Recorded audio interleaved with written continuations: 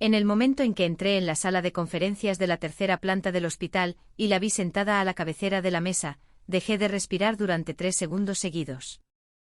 Llevaba una chaqueta gris marengo y una acreditación del hospital que no logré reconocer. Tenía el cabello canoso recogido de la misma forma que hace 3 semanas, cuando estaba sentada sola en la cafetería mirando su teléfono móvil como si el aparato la hubiera ofendido personalmente. Las gafas de lectura eran las mismas.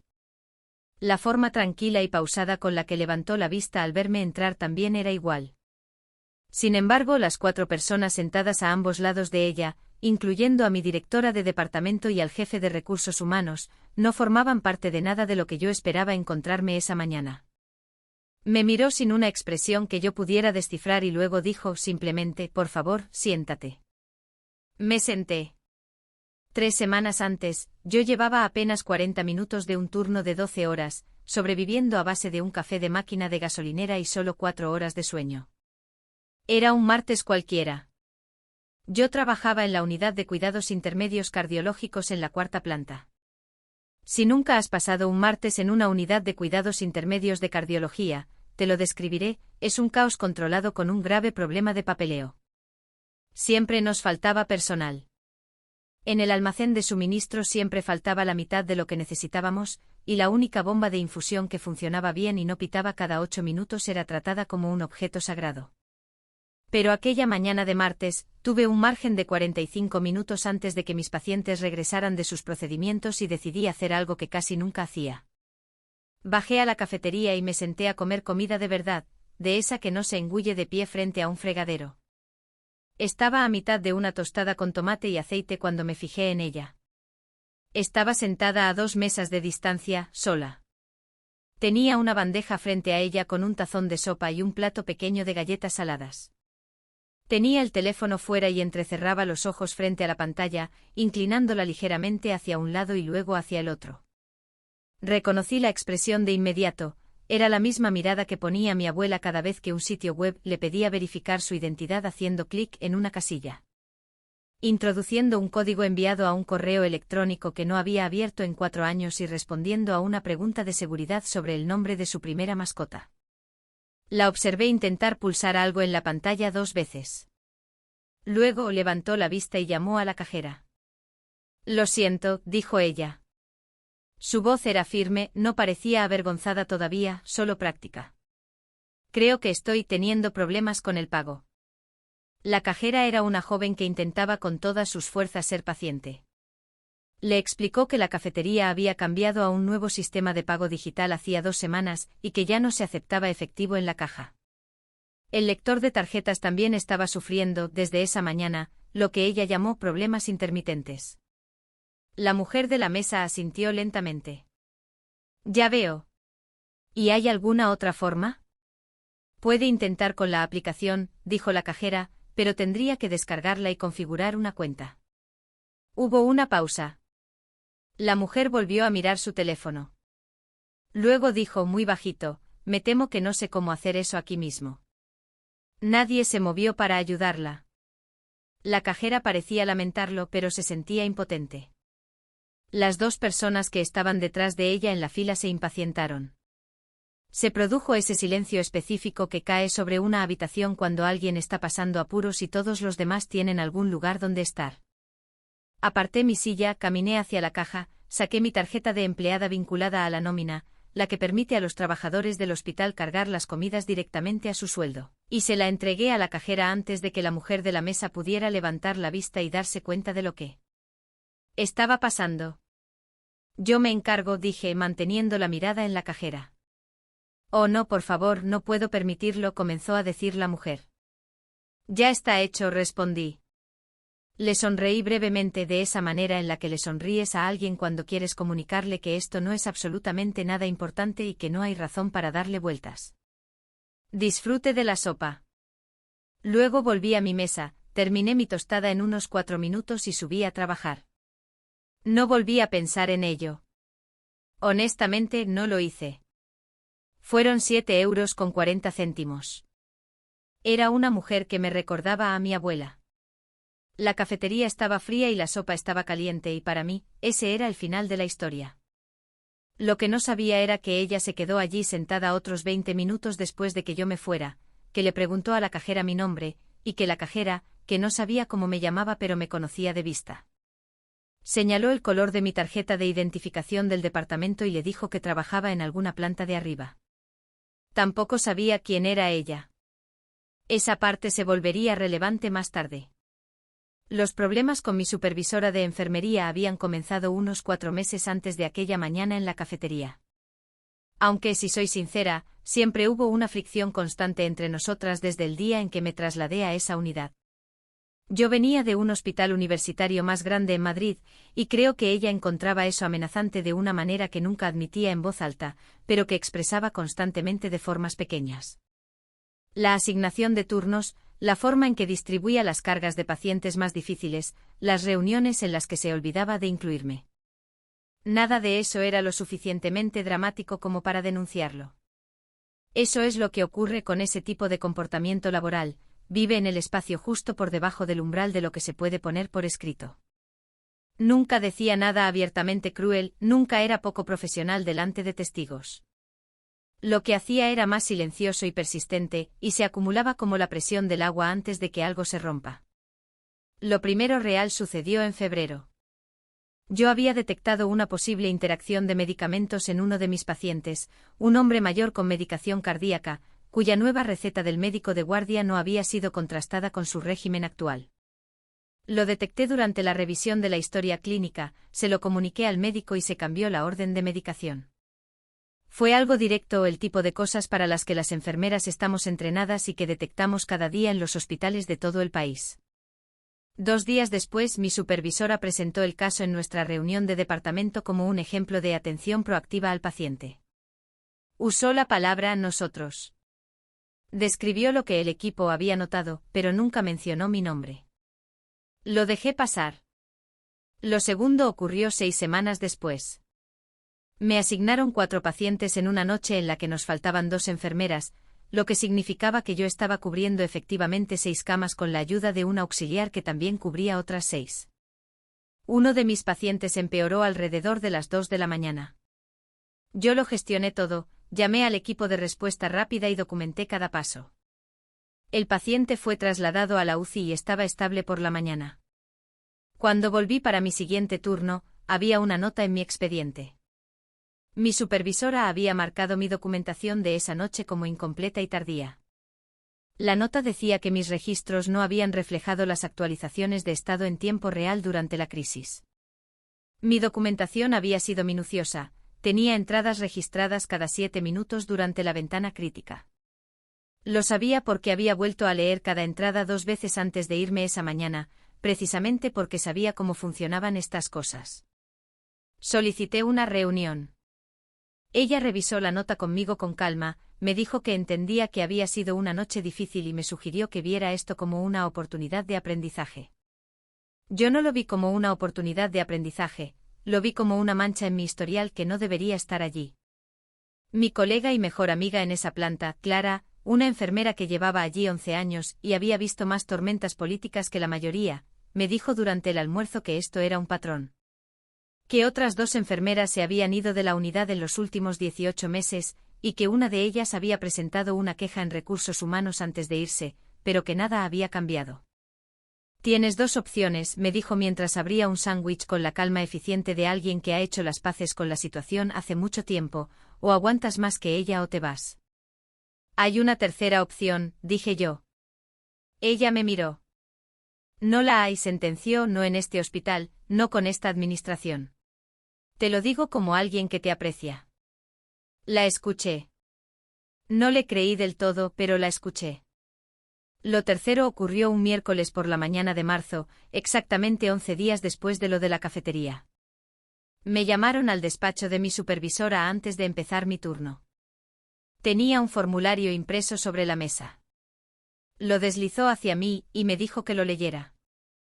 Era una queja formal por escrito.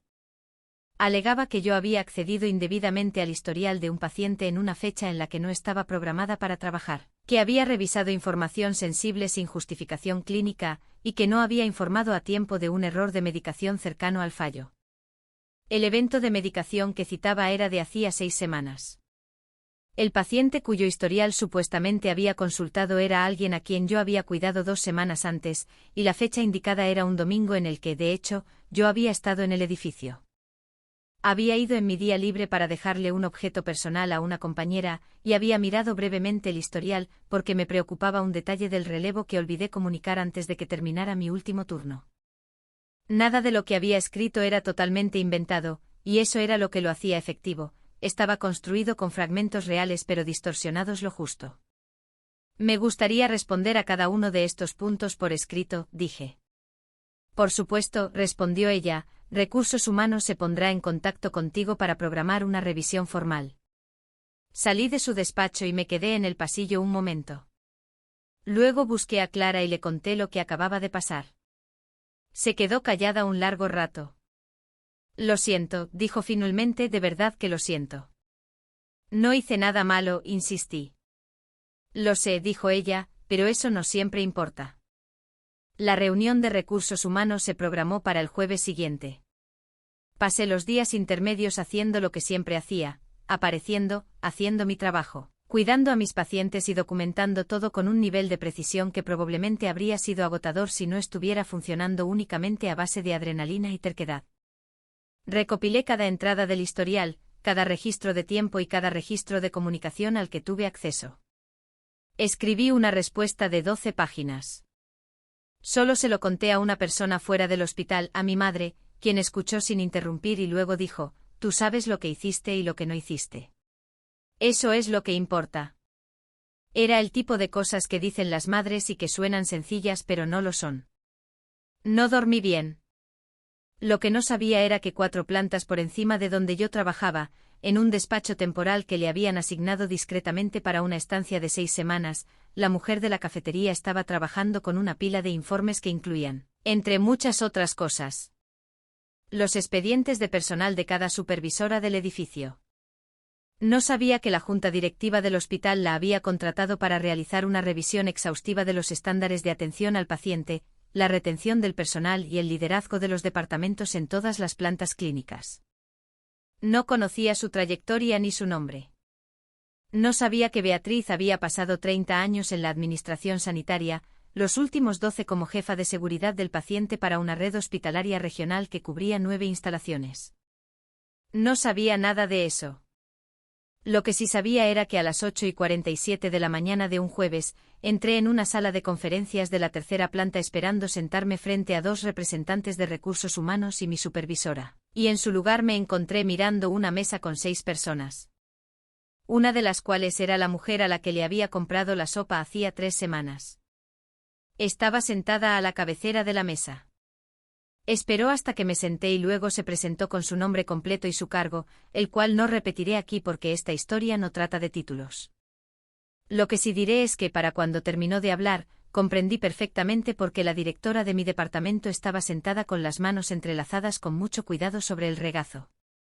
Vamos a llevar esta reunión de forma un poco diferente a lo que podrías haber esperado, dijo mirándome directamente, y quiero ser transparente contigo sobre el porqué. Explicó que durante las últimas 3 semanas, como parte de su revisión, había examinado los registros departamentales de mi unidad. Había revisado los datos de programación, los informes de incidentes, los registros de documentación de historiales y las quejas de recursos humanos presentadas en los últimos 2 años. También dijo que había mantenido conversaciones informales con varios miembros del personal de la planta. Lo que he encontrado, dijo abriendo una carpeta sobre la mesa, es un patrón de presentación de quejas que se correlaciona muy específicamente con enfermeras que han planteado preocupaciones sobre el cuidado del paciente o que han demostrado una toma de decisiones clínicas independiente que no fue iniciada por la dirección de la unidad. La sala estaba en silencio. 3 quejas en 18 meses, continuó ella, 2 de las enfermeras mencionadas ya se han trasladado. Tú eres la tercera. Me miró con firmeza. Yo no dije nada. He revisado tu documentación de los eventos citados en la queja contra ti, añadió, también he revisado los informes de incidentes originales, los registros de tiempo de los historiales y el registro del equipo de respuesta rápida de la noche en cuestión. Hizo una pausa. Tu documentación es minuciosa. Tu juicio clínico en cada instancia fue acertado. Las descripciones en la queja contra ti no son consistentes con el registro objetivo. Alguien del lado de recursos humanos se removió en su silla. Esta reunión, dijo ella, no es una audiencia disciplinaria. La queja presentada contra ti va a ser retirada y será eliminada de tu expediente personal. Me di cuenta de que mis manos estaban muy quietas en mi regazo. Había estado en guardia durante tanto tiempo que no sabía qué hacer ante la ausencia de algo contra lo que luchar. En cuanto al asunto de personal más amplio, continuó, eso se abordará por separado y a través del proceso adecuado. No se tratará en esta sala contigo presente porque no es así como debe hacerse. Lo dijo de forma sencilla, sin dramatismo, como una declaración de hechos, de la misma manera que dirías que el cielo es azul. Pensé en un comentario que leí una vez sobre que los mejores líderes gestionan la disciplina en privado, no como un espectáculo. Ella estaba haciendo exactamente eso. Antes de cerrar la carpeta, me miró una vez más. Algo cambió casi imperceptiblemente en su expresión, no fue calidez exactamente, sino más bien reconocimiento. ¿Hay algo que quieras decir?, preguntó. Había unas 11 cosas que quería decir, algunas profesionales y otras considerablemente menos profesionales. Las filtré rápidamente. No, dije gracias. Ella asintió una vez. Puedes volver a tu turno. Me levanté, recogí mi carpeta con la respuesta de 12 páginas que nunca llegué a usar y salí de la sala de conferencias. No llegué al ascensor antes de que mis manos empezaran a temblar. Clara me encontró en el control de enfermería 20 minutos después. Me miró a la cara y me llevó hacia la sala de descanso. Se lo conté todo, rápida y discretamente, observando cómo su expresión pasaba por la sorpresa y luego por algo que se parecía mucho al alivio. ¿Quién es ella?, preguntó Clara. Alguien que trajo la junta directiva, respondí, no sé cuánto tiempo lleva aquí, pero simplemente lo solucionó.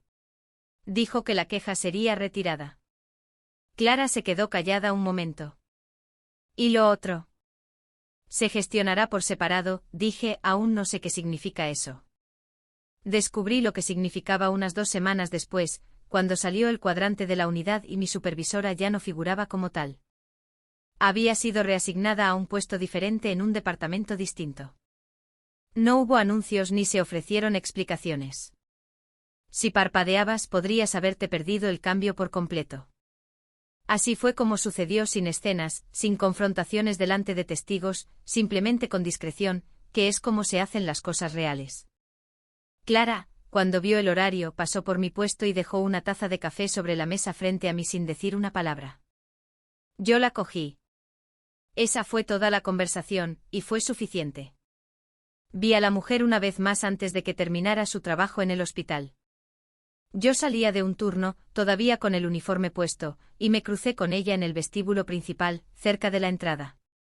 Estaba con otras 2 personas, todas vestidas con ropa profesional, claramente terminando algún asunto. Me vio en el mismo momento en que yo la vi a ella. Se disculpó con su grupo y se acercó. He oído que has tenido una buena semana, dijo. Así es, respondí. Ella asintió. Me alegro. Empezó a darse la vuelta hacia su grupo, pero se detuvo. Cafetería, dijo, no como una pregunta. La sopa estaba buena aquel día, comenté yo. Algo se movió en su rostro que solo puedo describir como el tipo de sonrisa que da una persona cuando tomó una decisión hace mucho tiempo sobre cómo quiere ir por el mundo y está en paz con ello. Sí, dijo, lo estaba. Luego volvió con sus colegas y yo caminé hacia el aparcamiento. Esa fue la última vez que la vi. He pensado en aquella mañana en la cafetería muchas veces desde entonces. No por lo que vino después, aunque sé que esa es la parte que hace que la historia valga la pena. He pensado en ello por los 7 segundos que pasaron desde que la vi pasando apuros hasta que decidí levantarme. 7 segundos no es mucho tiempo, pero es suficiente para convencerte de no hacer algo, suficiente para calcular si vale la pena la incomodidad, si alguien más intervendrá, si tienes lugares a los que ir y cosas que terminar y ya tienes suficientes problemas propios. Es tiempo suficiente para tomar la decisión más fácil, que es mirar hacia otro lado y terminar tu comida. Yo no miré hacia otro lado. No digo esto para parecer una heroína, quiero ser clara al respecto. Fueron 7,41 €, interacción de 30 segundos un martes por mañana en el que tenía 40 minutos entre procedimientos y dio la casualidad de que estaba prestando atención. El listón no estaba alto, pero he estado en suficientes situaciones, en esta planta y antes de ella, para saber que el hecho de que el listón esté bajo no significa que la gente siempre lo salte. A veces la cafetería se queda en silencio y la mujer de la sopa simplemente no almuerza. A veces la mancha se queda en el expediente y la enfermera que detectó el error de medicación deja de trabajar allí. A veces el patrón continúa porque nadie está en el lugar adecuado en el momento adecuado prestando el tipo de atención adecuado. Ella lo estuvo. Y dio la casualidad de que yo también. La infantería de marina, o eso me han dicho amigos que sirvieron allí, tiene un dicho sobre el porte, sobre la forma en que te comportas cuando nadie te mira, la compostura que mantienes no porque estés actuando para alguien, sino porque es simplemente quien eres cuando las cosas se ponen difíciles. Yo no soy militar. Soy una enfermera en un hospital de una ciudad mediana que a veces compra sopa para desconocidos, que documenta las entradas de los historiales con mucho cuidado y que intenta, la mayoría de los días, ser el tipo de persona que mis pacientes necesitan que sea, incluso cuando el turno es largo. El almacén está vacío y hay una mancha en mi historial que no debería estar ahí. Pienso en algo que ella dijo en aquella sala de conferencias, casi como un comentario al margen antes de llegar a la parte formal de la reunión. Dijo: la razón por la que revisamos los registros no es para pillar a la gente haciendo algo mal. Es para descubrir si las personas que están haciendo las cosas bien tienen lo que necesitan para seguir haciéndolas. Lo escribí después en el margen de mi respuesta de 12 páginas que nunca tuve que usar. Lo he mirado unas cuantas veces desde entonces. Creo que se refería a algo más que a las auditorías hospitalarias. Mi madre me preguntó meses después qué había aprendido de todo aquello. Estábamos hablando por teléfono un domingo y yo estaba doblando la colada sin prestar mucha atención, y ella lo preguntó como pregunta las cosas importantes, como si fuera la pregunta más natural del mundo. Lo pensé por un minuto. Que hacer lo correcto y ser reconocida por ello son dos cosas distintas, dije, y que no puedes controlar la segunda, pero puedes controlar la primera todas y cada una de las veces. Mi madre se quedó callada. Luego dijo: así es. Creo que ya lo sabía, añadí, pero ahora lo sé de otra manera. Eso me pareció verdad. Existe el saber algo en la parte del cerebro donde guardas las ideas, y existe el saberlo en la parte donde guardas las cosas que realmente te han sucedido. El segundo tipo tarda más en llegar, pero se queda para siempre. Sigo en esa planta. La nueva supervisora es alguien que creció en la unidad, alguien con quien Clara ha trabajado codo con codo durante 7 años y de quien habla con un respeto absoluto. La carga de trabajo sigue siendo difícil. Al almacén siguen faltándole cosas. Sigo funcionando a base de café de máquina más a menudo de lo que debería, pero bajo a la cafetería a veces cuando tengo un hueco, me siento con comida de verdad y presto atención. Esa parte me la quedo para mí.